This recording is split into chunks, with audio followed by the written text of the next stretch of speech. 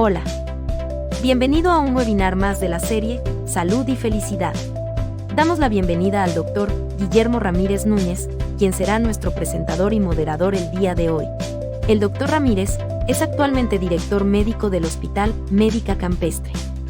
Licenciado médico cirujano por la Universidad Michoacana de San Nicolás de Hidalgo, cuenta con un máster en cuidados paliativos por la Universidad de Barcelona y una maestría en Administración y Gestión de Servicios de Salud por la Universidad Cuauhtémoc. Es también doctor en Administración por la Universidad IEXPO. Muchas gracias por acompañarnos. Comenzamos nuestro webinar. ¿Qué tal? ¿Cómo están? Muy buenas tardes. Bienvenidos a este jueves de webinar de la serie Salud y Felicidad que presenta el Hospital Médica Campestre. Pues con el gusto de saludarlos como cada 8 días. Prácticamente estamos en las últimas webinars del año y pues bueno, el día de hoy vamos a darle continuidad a los temas pediátricos. Vamos a hablar con la doctora Alejandra González Segoviano. La doctora nos hablará de un tema muy interesante. Y pues bueno, primero que nada quiero mandar a todos un fuerte abrazo, un saludo.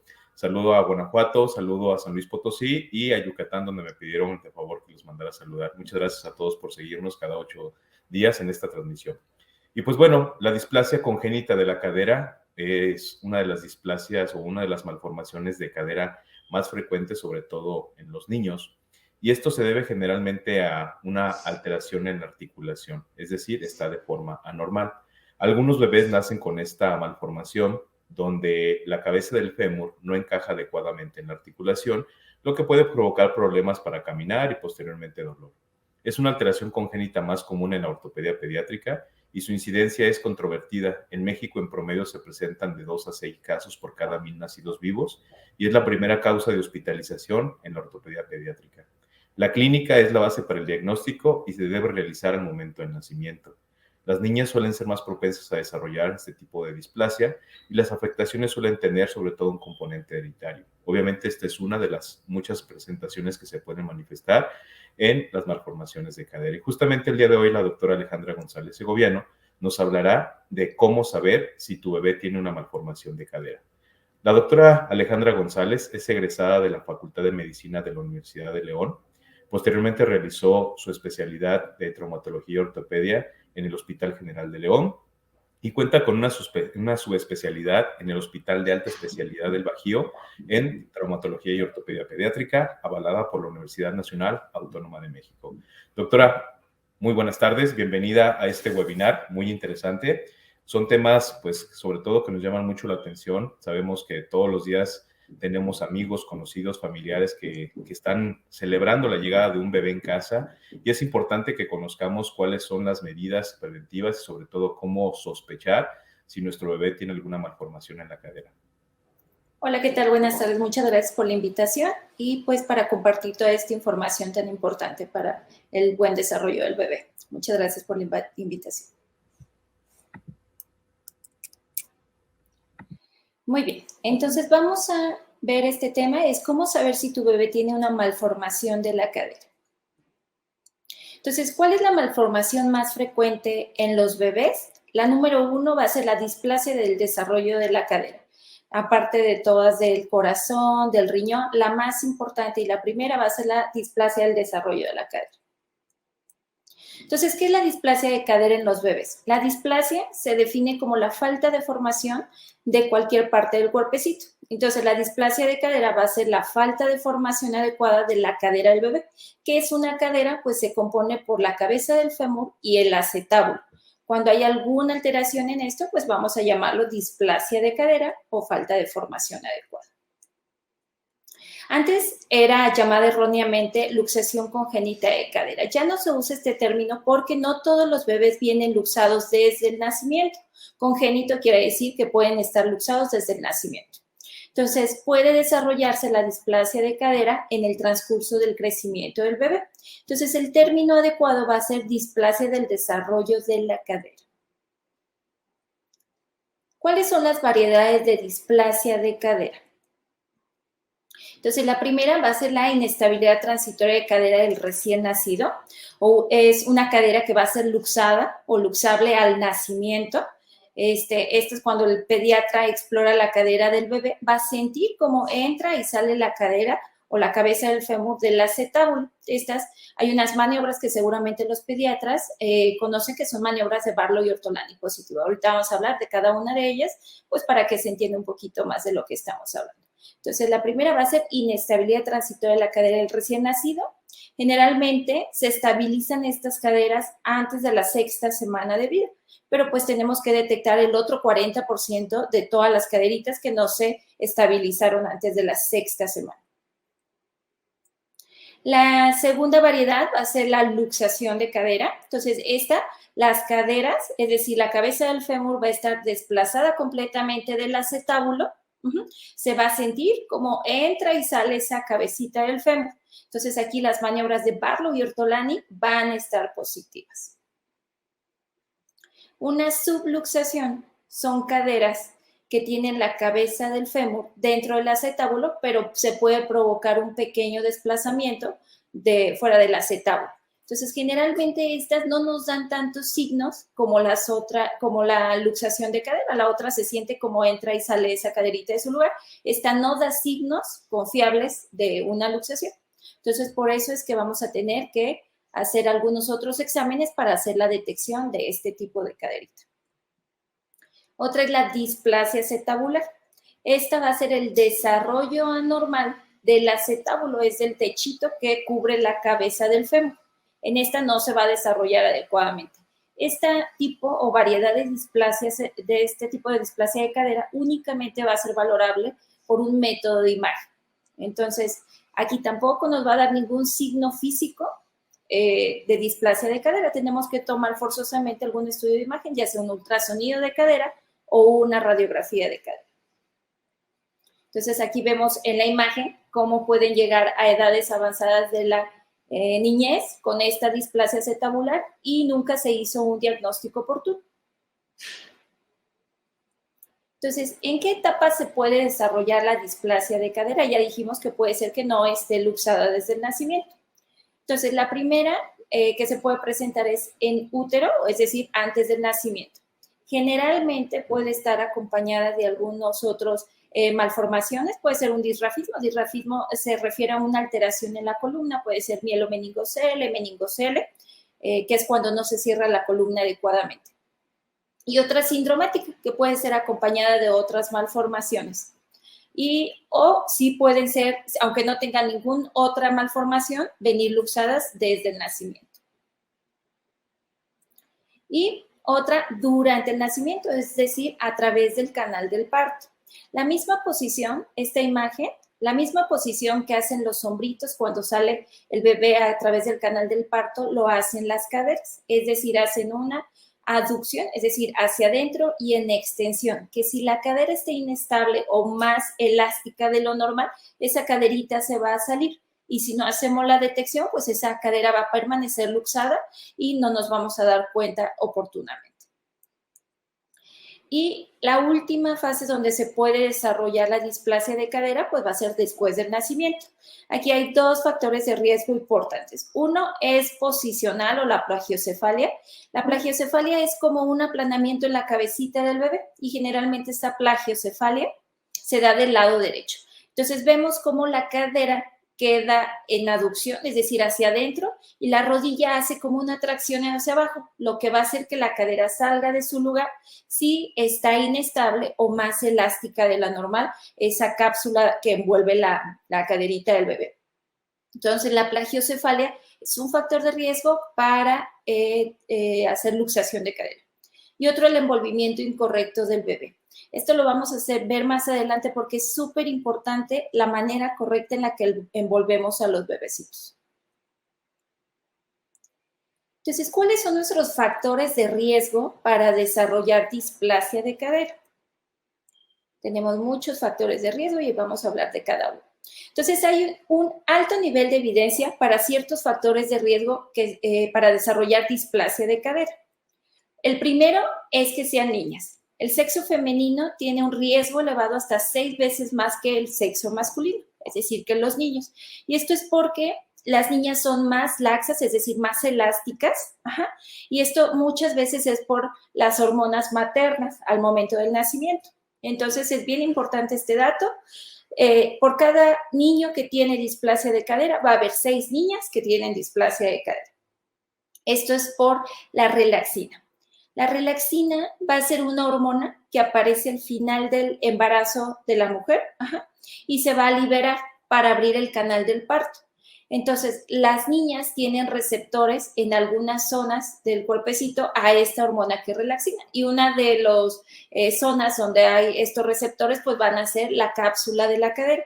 Entonces, al estar más elástica y pasar a través del canal del parto, esta cadera pudiera llegar a luxarse. Entonces, esto nos da la inestabilidad transitoria en la cadera del recién nacido. Ya dijimos que más o menos un 60% resuelven antes de la 6ª semana de vida, sin hacer ninguna maniobra ni nada. Pero, pues entonces tenemos que detectar aquel otro 40% y son los pacientes que se nos están yendo y ya estamos haciendo una detección no oportuna de la displasia de cadera. Otro factor de riesgo va a ser el antecedente familiar. Entonces, cuando los papás no han tenido displasia de cadera, pero un hijo, es decir, el hermano, sí tuvo displasia de cadera, el riesgo de que el nuevo bebé tenga displasia va a ser del 6%. Y cuando alguno de los papás está afectado, el riesgo es del 12% de que el nuevo bebecito tenga displasia de cadera. Si uno de los papás y un hijo han sido afectados, el riesgo de que el nuevo bebé tenga displasia va a ser del 37%. Entonces, vemos cómo el antecedente familiar tiene un alto nivel de evidencia para desarrollar displasia de cadera. Entonces, en nuestras historias clínicas de cuando nace el bebé, debemos de preguntar si alguno de los familiares tuvo displasia de cadera y explicárselo con términos que nos entiendan. Puede ser que si alguno de los familiares claudica o cojea al caminar, que si le han tenido que hacer reemplazo o sustitución de su cadera por una de metal, entonces eso nos habla de que pudieran haber tenido el antecedente de la displasia de cadera.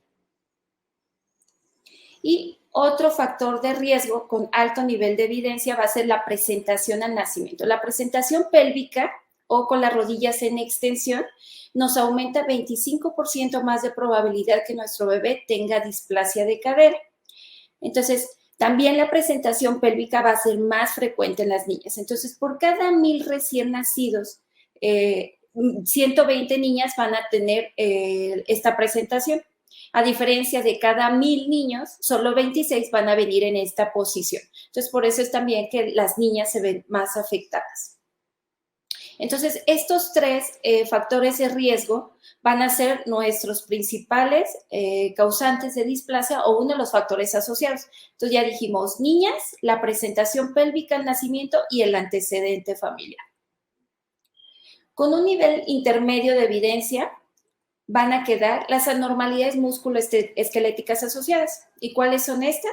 Entonces, el primero va a ser el pie equinovaro aducto, que es esta imagen, entonces son los bebitos que nacen con sus pies hacia adentro en puntita, La otra es tortícolis congénita, que es esta imagen cuando está lateralizada la cabecita hacia un lado, y ese es por los músculos del cuello, alguno está contracturado.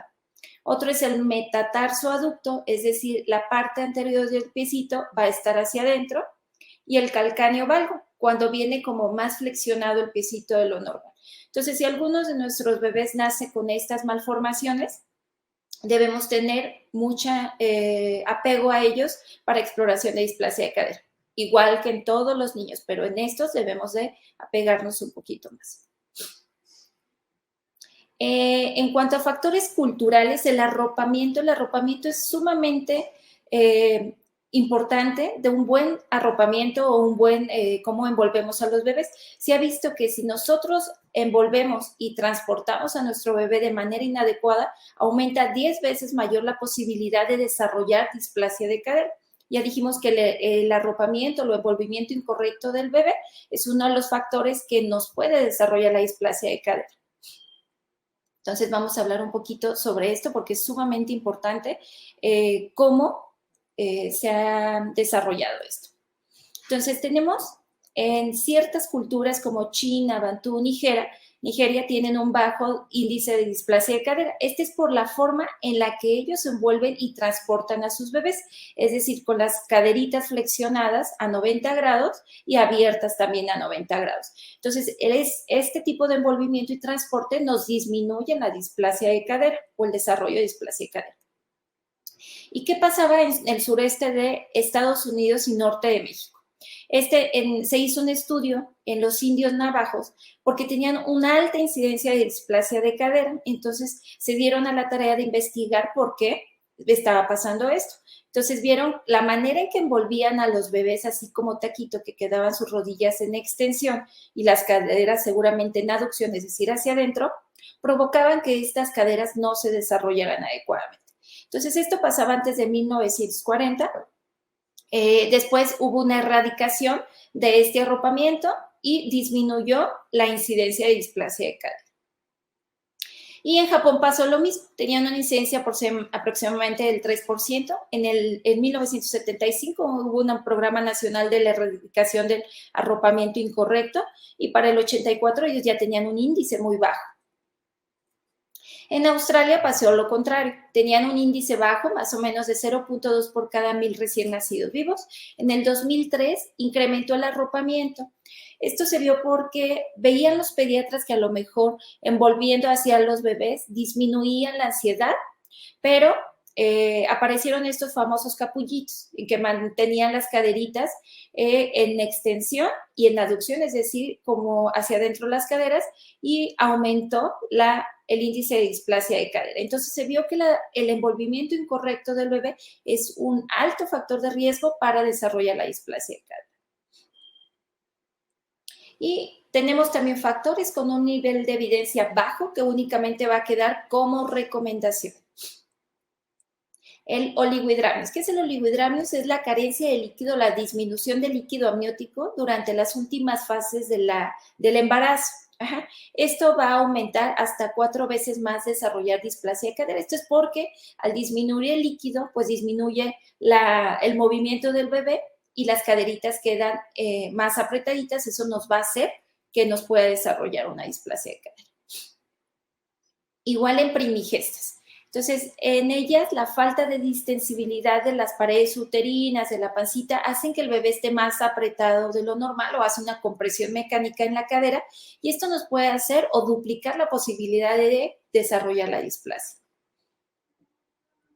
Un producto macrosómico igual aumenta o tiene 2 veces mayor riesgo los bebés que pesan más de 4 kilos que aquellos que tienen peso menor de 2,5 kilos. Entonces, todo lo que disminuya la cavidad uterina y que haga una compresión mecánica sobre las caderas nos puede desarrollar una displasia de cadera. También se hizo un estudio y se vio que la displasia de cadera se da más en chicos o en niñitos que nacen en invierno, partos en invierno. Y esto se vio que es por el envolvimiento inadecuado del bebé, es decir, ponemos más cobijas, los envolvemos más como taquito y ya dijimos que el envolvimiento incorrecto del bebé nos puede desarrollar la displasia de cadera. Ahorita vamos a hablar del envolvimiento correcto del bebé porque es muy importante que eduquemos a los papis de cómo envolver a los bebés adecuadamente. Entonces, ¿por qué es tan importante el tamizaje de la detección oportuna de displasia de cadera? ¿Por qué estamos dando esta clase? Entonces, la displasia del desarrollo de cadera en México, entonces ya dijimos que es la malformación más frecuente en los bebés. Y se estima, y digo se estima porque no tenemos una verdadera dato de cuántos bebés tienen displasia de cadera. Entonces, se estima que es de 1 en 50 bebés. Entonces, en alguna de sus variedades puede ser inestabilidad transitoria, caderas luxadas, subluxadas o displasia acetabular. Pero vean la cantidad de pacientes o de bebés que pueden tener 1 de cada 50. Entonces, este es un verdadero problema de salud pública que no le estamos prestando la atención que deberíamos. En Guanajuato apenas estamos trabajando en esta incidencia con el tamizaje de displasia de cadera. Entonces, ¿qué pasa si no se detecta una displasia de cadera? Entonces, ¿qué está pasando ahorita? Desafortunadamente, los papás están haciendo el diagnóstico cuando los niños empiezan a caminar, en variedades luxadas o subluxadas. Entonces, como ortopedistas pediatras, así nos llegan, con las caderas luxada, subluxada, displasias acetabulares. Ajá. Entonces, en esta niña que ya tiene más de 1 año de edad, forzosamente va a necesitar una cirugía. Entonces, eso no debe de pasar ya. ¿Y qué pasa con la variedad acetabular? Es decir, cuando la cadera permanece dentro de donde debe estar, pero el acetábulo no se desarrolló adecuadamente. Estos generalmente no se detectan en niños chiquitos, sino en niños ya mayorcitos o en adolescentes. Van a iniciar con dolor a las actividades físicas, a las actividades deportivas, van a iniciar con claudicación o cojera y nos lo llevan al ortopedista, tomamos una radiografía y desafortunadamente está así. Pudiera ser que sea necesario una cirugía o esperar a la vida adulta un reemplazo articular. Entonces, esto no debe de pasar.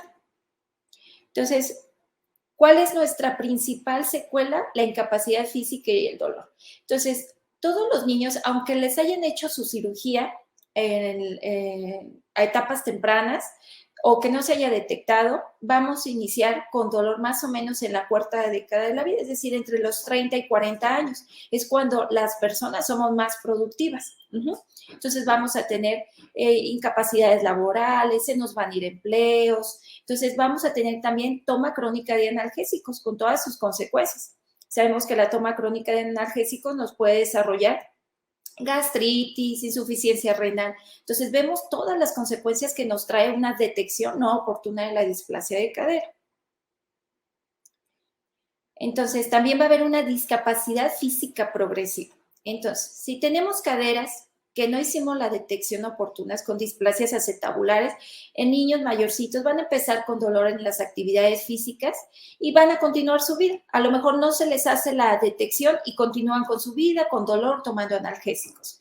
Y llegan a la etapa adulta con estas caderas. Entonces, ¿en qué va a terminar esto? En un reemplazo articular. Entonces, si no hacemos una detección oportuna, ¿cuándo podemos decir que hicimos una detección oportuna? Antes de los 4 meses de vida. Ahorita vamos a hablar de eso. Si no se hace la detección antes de los 4 meses de vida, todos los pacientes van a terminar con la necesidad de un reemplazo articular. Entonces, también nos va a crear problemas psicológicos. Son chicos que van a tener o ser víctimas de bullying, porque pues empiezan con su cojera, su claudicación, son chicos que no corren igual que los otros, que no tienen las mismas posibilidades en los deportes. Entonces, vemos todos los problemas psicológicos que nos puede hacer una detección no oportuna. También vamos a tener problemas en la actividad laboral, vamos a estar con dolor de cadera y no vamos a poder realizar nuestras actividades físicas. Sea lo que sea que nos dediquemos, vamos a tener ahí un impacto en la actividad laboral. Esto nos puede crear también un impacto en lo económico. Entonces ya dijimos en dónde vamos a caer los pacientes que no se hizo una detección oportuna, en un reemplazo articular. Un reemplazo articular no es cosa sencilla y aparte son sumamente caras estas prótesis. Entonces, vamos a tener un gran impacto económico. Nunca un tamizaje de displasia de cadera, o sea, es lo más mínimo de lo que nos vamos a gastar económicamente si no hicimos una detección oportuna de cadera. Vamos a necesitar una cirugía en edad pediátrica, vamos a tener pérdidas laborales, vamos a necesitar dinero para la cirugía de reemplazo articular. Si nosotros hubiéramos hecho un tamizaje de displasia de cadera, que es una consulta con ortopedia pediátrica para una buena exploración y toma de ultrasonido. Entonces, ¿a quiénes les vamos a realizar el tamizaje para la detección oportuna de displasia de cadera? Entonces, el 16 de diciembre del año 2016 se publicó en el Diario Oficial de la Federación, en la Ley General de Salud, se hicieron reformas al artículo 61 y 64. Se dice que el diagnóstico oportuno y la atención temprana de la displasia del desarrollo de la cadera se va a realizar a través de un examen clínico a la primera semana de nacimiento, al primer mes de edad, a los 2, a los 4, a los 6, a los 9 y a los 12 meses de edad, así como la toma de un ultrasonido de cadera o una radiografía anteroposterior de pelvis entre el primero y el cuarto mes de vida. Entonces, es por ley, ¿ok? Aquí no dice que si tiene factores de riesgo, que si no tiene factores de riesgo. A todos los pacientes o a todos los niños se les debe hacer su tamizaje de cadera, ¿ok? Vamos a hablar un poquito más de esto, pero ya dijimos, está bien establecido en la Ley General de Salud. Entonces, ya dijimos, a todos los bebés se les debe realizar su tamizaje para la detección oportuna de displasia de cadera. Y esto es sumamente importante. Una exploración física por sí sola no nos descarta displasia o malformación de la cadera de nuestro bebé. Entonces, tenemos la obligación de tomar un ultrasonido o una radiografía de sus caderas. Entonces, ¿cómo se realiza un tamizaje para la detección de displasia de cadera? Entonces, vamos a empezar con maniobras de detección de displasia, ya sea por el pediatra o por el médico de primer contacto al nacimiento y a la primera semana de vida del bebé. Esto es con unas maniobras, ya dijimos Barlow y Ortolani, ahorita las vamos a ver un poquito más a fondo.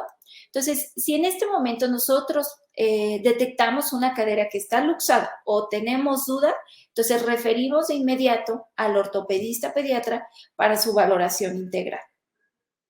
Si no estaba luxada ni teníamos duda, entonces, por ley, ya dijimos, debemos entre la cuarta y la sexta semana de vida una valoración por ortopedia pediátrica para una valoración, para una exploración física y una toma de ultrasonido de cadera.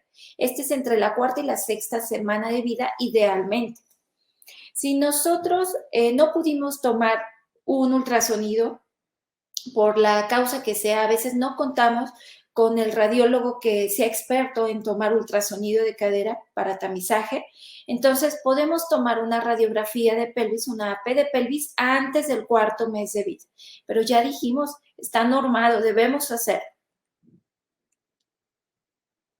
Entonces, ¿cuáles son nuestras maniobras para detección de displasia de cadera? La maniobra de Barlow. Barlow nos va a luxar una cadera que está inestable. Esta maniobra se hace con flexión de rodilla 90 grados, igual a cadera, y se hace una aducción, es decir, se lleva la piernita del bebé hacia adentro y se hace un pistoneo, es decir, se empuja la cadera hacia abajo. Si esa cadera está inestable o más elástica de lo normal, se va a luxar. Nunca vamos a hacer una luxación traumática. Entonces hay que hacerlo sin riesgo o sin temor a que nosotros pensemos que hicimos esa luxación. Si el bebé está inestable, su caderita está inestable, se va a luxar. La maniobra de Ortolani nos reduce caderas que están luxadas. Esta maniobra se hace con flexión de rodilla 90 grados igual a cadera y en esta vamos a hacer una abducción, es decir, vamos a abrir la cadera y vamos a, con el dedo índice y medio en el trocánter mayor, vamos a empujar esa cadera hacia adentro. Entonces vamos a sentir cómo esa cadera entra en el acetábulo. Y digo se siente porque no se escucha nada. Todo es sentir cómo se reduce esa caderita. Entonces vamos a ver un video de estas dos maniobras para que sea un poquito más comprensivo. Si nos están viendo unos pediatras, médicos generales, entonces esta es la maniobra de Barlow. Barlow nos luxa una cadera que está inestable, entonces llevamos la cadera y la rodilla a flexión de 90 grados, la piernita hacia adentro y hacemos un pistoneo. Entonces vamos a sentir cómo esa cadera se sale de su lugar o se luxa. Ortolani nos reduce caderas que están luxadas. Entonces en este igual, caderitas y rodillas a 90 grados, hacemos una abducción o hacia afuera y con dedo medio e índice vamos a empujar el trocánter mayor y vamos a sentir cómo esa caderita entra en su lugar. Otra de las maniobras va a ser la limitación en la abducción de la cadera, que quiere decir la dificultad para abrir las caderas. Entonces, más o menos un bebé es muy flexible y puede abrir sus caderitas más allá de los 70 grados. Es decir, generalmente logra tocar con el piecito la mesa de exploración o la camita. Cuando una cadera está luxada, es decir, está la cadera atrás del acetábulo, no permite que esas caderas se puedan abrir correctamente. Vamos a tener cuidado en pacientes que tienen luxación de la cadera bilateral, porque en estas vamos a sentir como que está simétrico.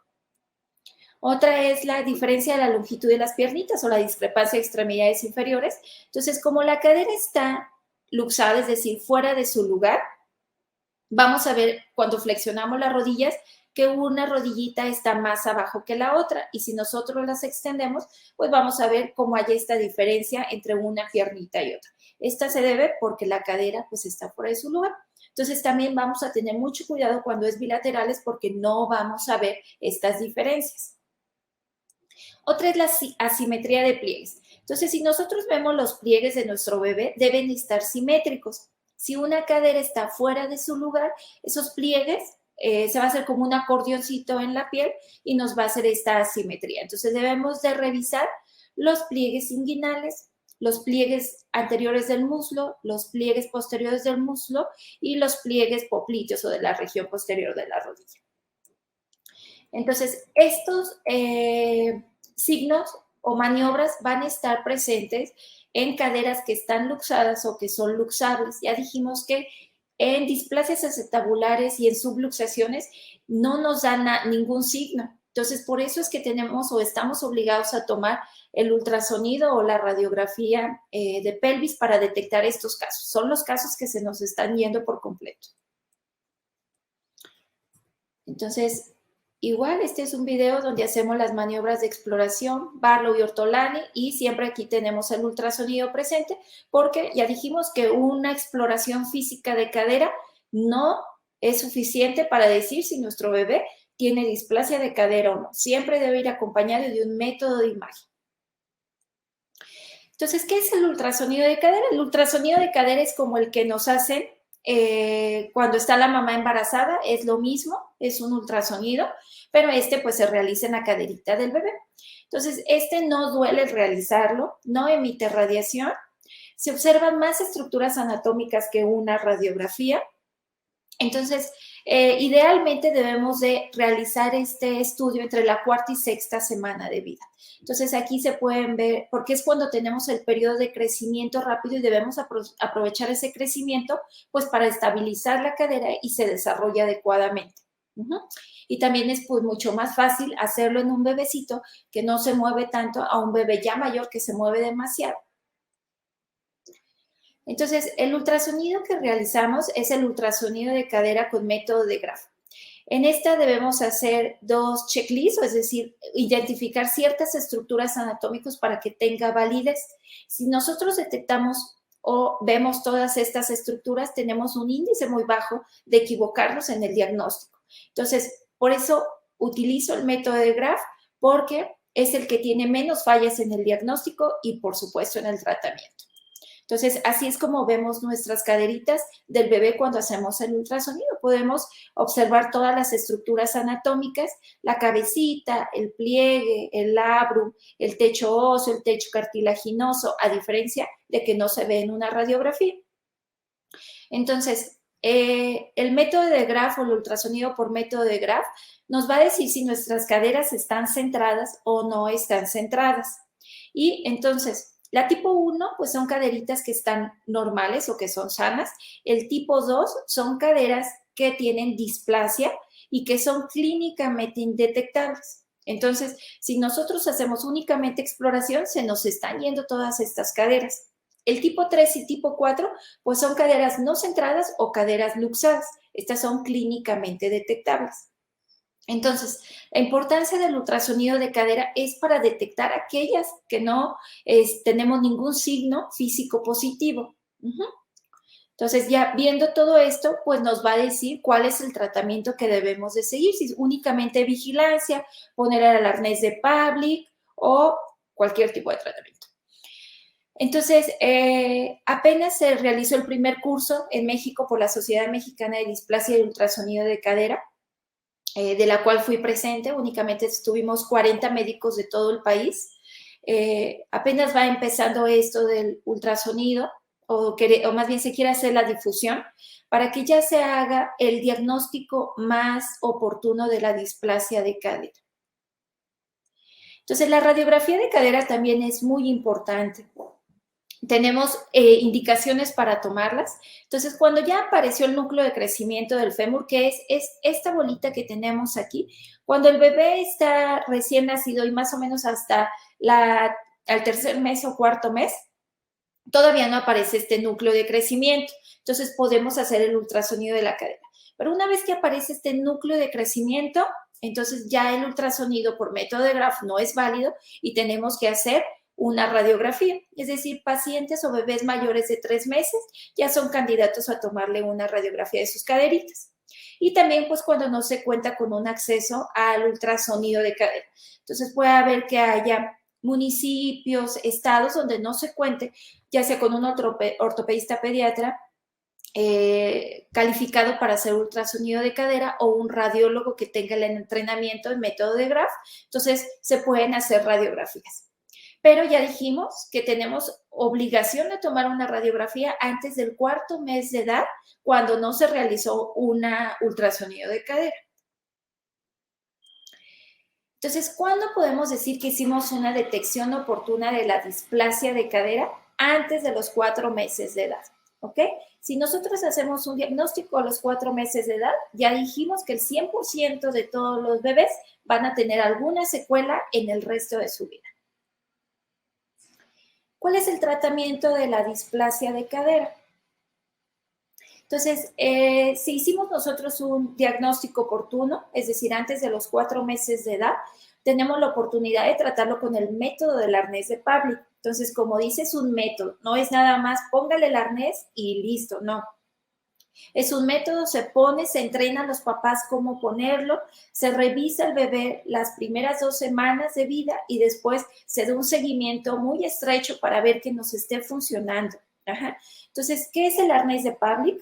Es una órtesis, es decir, es como un chalequito que se le pone al bebé, tiene unas correas que nos mantienen las caderitas flexionadas y abiertas. En esta posición, las caderas de los bebés se desarrollan adecuadamente o se reducen cuando están luxadas. Y es un costo muy accesible de un arnés de Pavlik. No se compara nunca con lo que tuviéramos que llegar a pagar si no hicimos la detección oportuna. Entonces, el método del arnés de Pavlik tiene una tasa de éxito del 98% si el diagnóstico se hizo antes de los 4 meses de vida, igual el tratamiento antes de los 4 meses de vida. Entonces, cuando una cadera está luxada y se hizo el diagnóstico antes de los 4 meses, tenemos una buena tasa de éxito del 98.7%. Si una cadera está luxada y se hizo el diagnóstico antes de los 4 meses de vida, entonces tenemos una tasa de éxito del 90%. Entonces decimos, podemos estar contentos que vamos a tener buenos resultados con el arnés de Pavlik. Pero, ¿qué pasa cuando se hace el diagnóstico mayor de 4 meses? En caderas subluxadas tenemos una tasa de éxito del 73%, es decir, ya bajamos. Y una cadera luxada, si el diagnóstico se hizo más de los 4 meses, esto sí ya es muy triste, es del 2%. Entonces, aquí ya nos ponemos a preocuparnos. Y desafortunadamente, cuando el diagnóstico no se hace antes de los 4 meses, pues muchos casos van a necesitar algún tipo de cirugía, ya sea reducciones cerradas, reducciones abiertas más acetabuloplastía, reducciones abiertas más acetabuloplastías y osteotomías femorales, que fue el caso de nuestra pacientita que presentamos al principio, que nos llegó ya con la cadera luxada y la otra subluxada. Entonces tuvimos que hacer una cirugía muy extensa. Entonces, aquí no debemos de llegar. Vamos a hablar del envolvimiento correcto del bebé. Esto es sumamente importante y debemos saber cómo se envuelve un bebé adecuadamente, porque ya dijimos, si nosotros lo envolvemos incorrectamente, corremos o tenemos 10 veces más de probabilidad de desarrollar displasia de cadera. Entonces, hay muchos métodos de envolver al bebé.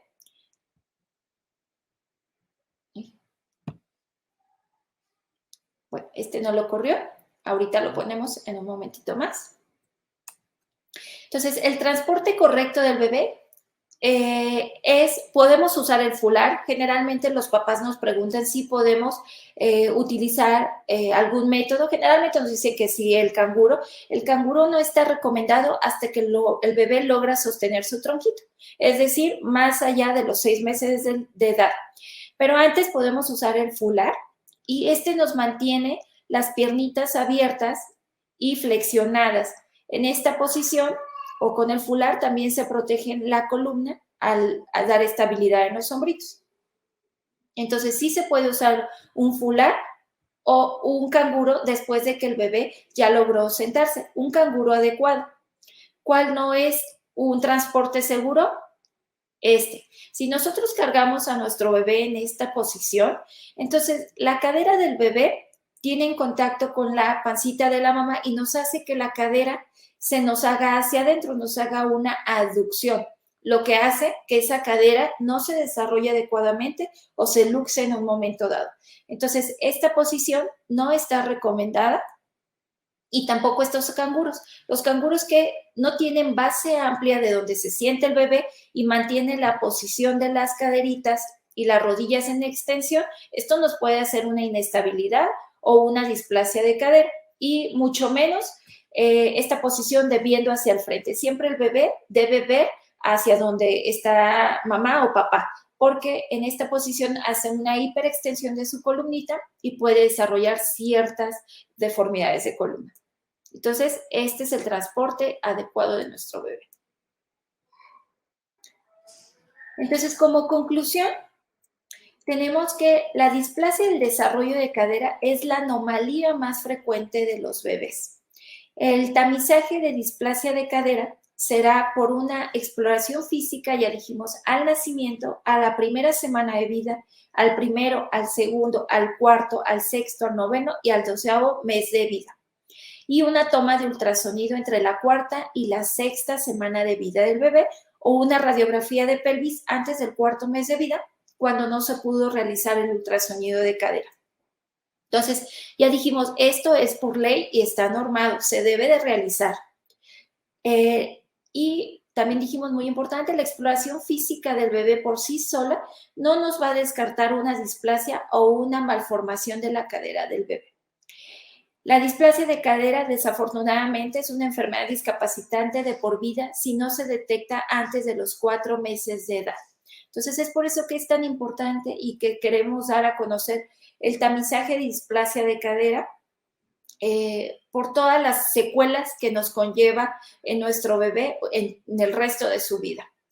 Entonces, aparte de realizar el tamizaje metabólico, el tamizaje auditivo, el tamizaje cardíaco, se debe hacer el tamizaje para la detección oportuna de la displasia de cadera.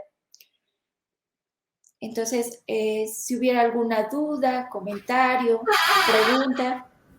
Muchas gracias, doctora. Sí, vamos a pasar al módulo de preguntas y respuestas. Tenemos por aquí algunas que nos están haciendo los asistentes al webinar. Nos pregunta Rosario, bueno, a lo mejor es la incertidumbre aquí, si pasa por el canal vaginal, entonces ¿es mejor que nazca por cesárea?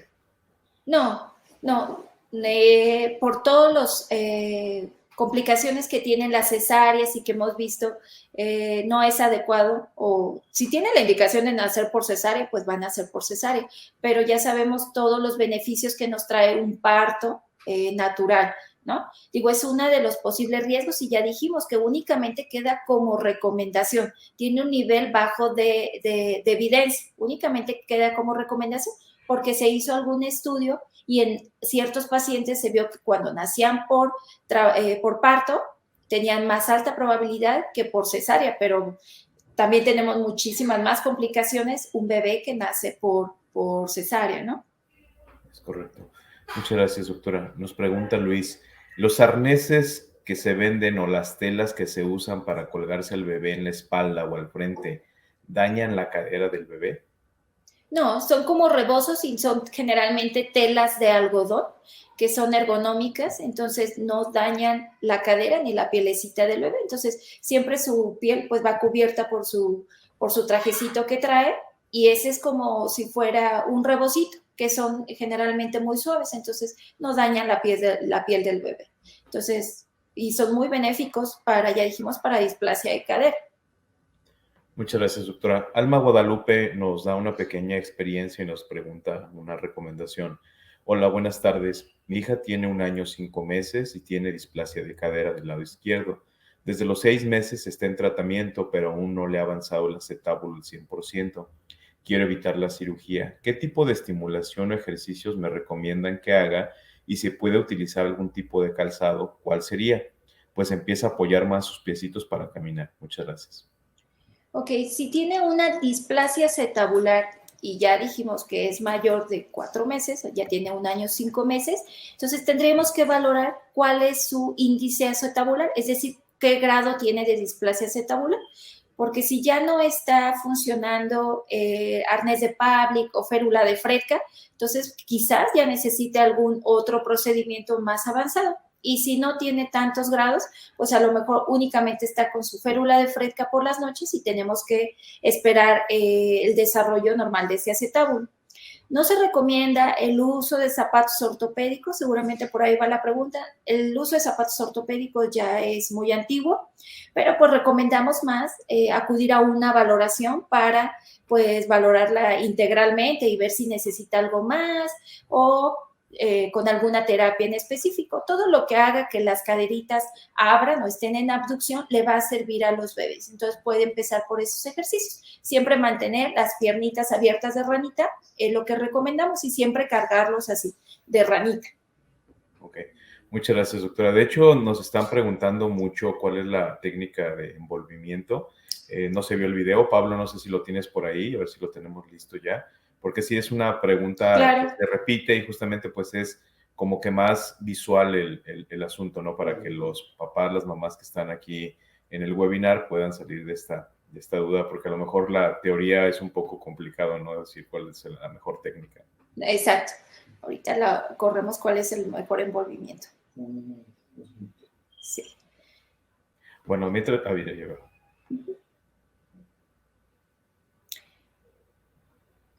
Entonces, el método que elegimos...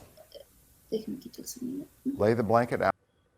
Es el método de Square, que es poner una mantita o una cobijita. Ajá. Ahí vamos a poner a nuestro bebecito. Entonces, las manitas pueden ir adentro o afuera de la cobijita.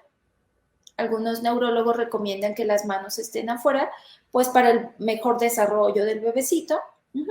Pero aquí lo que vamos a ver es la posición de las caderas. Entonces, las caderas, hasta el bebé se acomoda así, con sus piernitas abiertas y flexionadas, y así es como debemos envolver a nuestros bebecitos. Eso no está pasando, los envolvemos como taquito, y ahorita más en época de invierno le ponemos como miles de cobijas, y las rodillas y las caderas quedan en extensión, y eso ya vimos que es potencialmente dañino para las caderitas. Entonces, esta es la técnica adecuada del envolvimiento del bebé. Muy bien, un tamalito en pocas palabras. Exacto, con las piernitas abiertas de ranita. Así es. María del Carmen nos pregunta, ¿cuándo es conveniente realizar un estudio para detectar alguna anomalía? Ok, sí, como dijimos, el estudio ideal sería el ultrasonido de cadera entre la 4ª semana y la 6ª semana de vida, idealmente. Si su bebé, por ejemplo, ya tiene 4 meses, entonces dirá, ¿y ahora qué le hago? Entonces ahora pudiéramos tomar una radiografía de cadera y acudir con un ortopedista pediatra, pues para su valoración integral. Entonces, ya dijimos que el tamizaje se hace desde el nacimiento, luego a la semana de vida, generalmente lo va a hacer el pediatra o el médico de primer contacto, y después, si tiene alguna duda o siente que la cadera se sale, nos lo va a referir. Nosotros vamos a tomar el ultrasonido y la exploración de cadera entre la 4ª semana y la 6ª semana de vida. Muchas gracias, doctora. La valoración que se realiza como tamizaje dentro de la evaluación del recién nacido, doctora, ¿el pediatra puede realizarlo al momento de hacer la evaluación inicial de los bebés? Claro, de hecho, cuando nacen los bebés, el pediatra lo recibe, ve que todo está bien, ya que está bien estabilizado el bebecito y todo, se hacen estas maniobras. Los pediatras hacen Barlow, Bortolani y al nacimiento, y después pasan a revisarlo en sala de alojamiento conjunto, ya cuando mami se va de alta y revisan nuevamente al bebecito y se hacen estas maniobras también. Entonces, ahí es cuando el pediatra puede hacer esa detección. Y entonces, es importante que los pediatras, los médicos generales, aun cuando el bebé no vaya intencionadamente por displasia de cadera o por tamizaje de cadera, se debe revisar esas caderitas. Si va por una infección en su gargantita, que tiene moquitos, cualquier cosa, se debe revisar esas caderas por el motivo que sea. Ya dijimos que se debe hacer la exploración a la semana, al primero, segundo, cuarto, sexto, noveno y a los 12 meses de edad. Por el motivo que sea, se deben de revisar esas caderitas. Es correcto, por eso el seguimiento de los niños con el pediatra no solamente es cuando están enfermos, sino que justamente uno de los objetivos de la consulta del niño sano, de hecho así se denomina, es identificar este proceso, ¿no? Que en cada una de las visitas el pediatra pueda identificar formas tempranas y en su momento derivarlo a especialistas como la doctora Alejandra, que pueda darle un seguimiento adecuado. Muy bien, doctora. Por aquí nos está preguntando Carolina, para cuando viene con displasia desde antes del nacimiento, ¿el estudio de Doppler lo detecta? Ok. Si la pregunta es si dentro de la pancita. Exactamente. Ajá, sí. dentro de la pancita la mamá se detecta, no, porque se deben de poner en una posición adecuada al bebé para realizar el tamizaje, más bien el ultrasonido por método de Graf. Entonces, el método de Graf tiene sus indicaciones de cómo hacerlo, en qué posición tomarlo y todo. Entonces, no, todavía dentro de la pancita no se hace la detección oportuna. Entonces, solo en algunos casos, o sea, cuando a lo mejor el radiólogo sea muy, muy entrenado y haga de exploración muy minuciosa, pues quizás se pudiera ver ahí la caderita luxada, pero cuando se recomienda más es entre la 4ª semana y la 6ª semana de vida. Muchas gracias, doctora. María Eugenia nos pregunta, si al paciente ya es adulto joven y él refiere que se luxa la cadera, pero tiene el antecedente de hiperlaxitud y de igual manera se luxa el hombro y la articulación metacarpofalángica de los pulgares, ¿se consideraría que no se hizo el diagnóstico temprano o es otra patología? Son muchas luxaciones. Sí. Okay. Seguramente está relacionado, cuando tenemos varias luxaciones e hiperlaxitud, puede estar relacionado a síndromes de hipermovilidad. Una de ellas es Ehlers-Danlos, síndrome de Marfan. Ya cuando es adulto y se luxa y se logra reducir la cadera, entonces ahí yo creo que ya está asociado a alguna otra patología y valdría la pena pues acudir con un ortopedista para ver el grado de hiperlaxitud que tiene y a lo mejor hasta la valoración por un genetista para ver que no sea un síndrome por hipermovilidad, pero seguramente que sí va por ahí el asunto, más por un síndrome de hipermovilidad. Muchas gracias, doctora. Amando Ernesto nos pregunta, ¿se usaba el calzón de yeso después de los 4 meses? ¿Ya no es usual? Ok,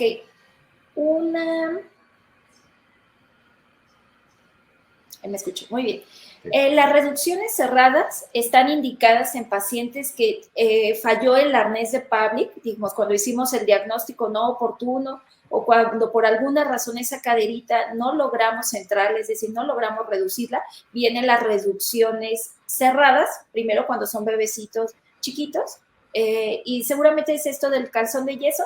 El yeso ya no lo usamos tanto, ahora es fibra de vidrio, que es un poquito o mucho más ligero y más confortable para el bebé, pero sí se usa, o sea, es lo que utilizamos para mantener las caderas una vez que logramos reducirlas en quirófano. Reducción cerrada se refiere que no hacemos ningún tipo de herida, únicamente con el bebé sedado, en quirófano y con un fluoroscopio, que es una máquina que utilizamos para ver que la cadera se mantenga en su lugar, se estabiliza o se inmoviliza con fibra de vidrio, que es seguramente lo del calzón de yeso, que antes se utilizaba yeso, ahora ya usamos fibra de vidrio. Muchas gracias, doctora. Y bueno, nos pregunta Rosario, doctora, ¿usted hace este tipo de procedimientos? Pablo, ¿puedes dejar aquí los datos de la doctora, por favor?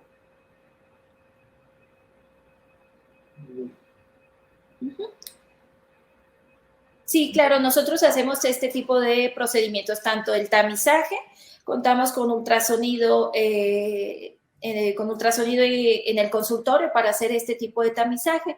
También cuando desafortunadamente nuestros pacientes ya llegan en etapas de detección no oportuna, pues también hacemos las cirugías de reducción, ya sea reducción cerrada, abierta, acetabuloplastías. Hacemos todo este tipo de procedimientos quirúrgicos y tanto el tamizaje. Muy bien, doctora, ¿y dónde la podemos encontrar? Muy bien, entonces yo me encuentro aquí en Médica Campestre, estoy en la Torre 3, en el consultorio 404F, Estoy dentro del grupo de especialidades médicas pediátricas campestre. Somos un grupo de especialistas en pediatría, cardiología, gastroenterología, neumología, dermatología y muchas especialidades que van enfocadas a los niños. Entonces, somos un grupo que cuando necesitamos más valoraciones, pues nos apoyamos entre nosotros. Muchísimas gracias, doctora. Gracias por su tiempo y pues a nombre del Hospital Médica Campestre queremos entregarle el presente reconocimiento, se lo vamos a hacer llegar de forma virtual, por su participación el día de hoy en este webinar de cómo saber si tu bebé tiene malformación de cadera. Justamente pues es un tema muy interesante que nos genera muchas inquietudes, sobre todo para nosotros los médicos que tenemos contacto con los pacientes, para los futuros papás, para los que ya tienen bebés en casa, pues justamente el diagnóstico temprano y la atención oportuna, pues es una excelente calidad de vida, ¿no? Para el futuro. Muy bien, muchísimas gracias por la invitación. Esperemos que haya sido de utilidad esta plática y que pues el tamizaje de displasia de cadera, poco a poco los papás tengan esa educación de prevención de patologías como esta displasia de cadera. Muchísimas gracias por la invitación. Gracias, doctora. Muy bien, muchísimas gracias. Y pues también muchísimas gracias a todos ustedes. Les recuerdo que la revista Salud y Felicidad va en el número 55 de la serie. En el apartado de folletos podrán descargar este ejemplar justamente para poder compartir así como algunos otros temas que se han abordado en los últimos webinars, justamente pues compartirla a través de sus redes sociales. Recuerden que también ahí pueden descargar la presentación que la doctora amablemente nos hizo favor de transmitir a lo largo de este webinar. Y pues bueno, la próxima semana tienen la invitación abierta. Tenemos un tema también interesante, el doctor Arturo Mancera Almanza. El doctor es médico especialista en medicina regenerativa. Nos va a hablar del manejo de las heridas de difícil cicatrización. Un tema muy interesante, esperamos contar con su participación. Y para las personas que están preguntando por las constancias, Pablo ya nos hizo favor de poner ahorita aquí en el chat las especificaciones y al terminar el webinar pues pasa el video de cómo pueden descargarlas. Por favor, síganse cuidando mucho y nos vemos la próxima semana. Muchas gracias, doctora. Gracias, Pablo. Gracias A todos.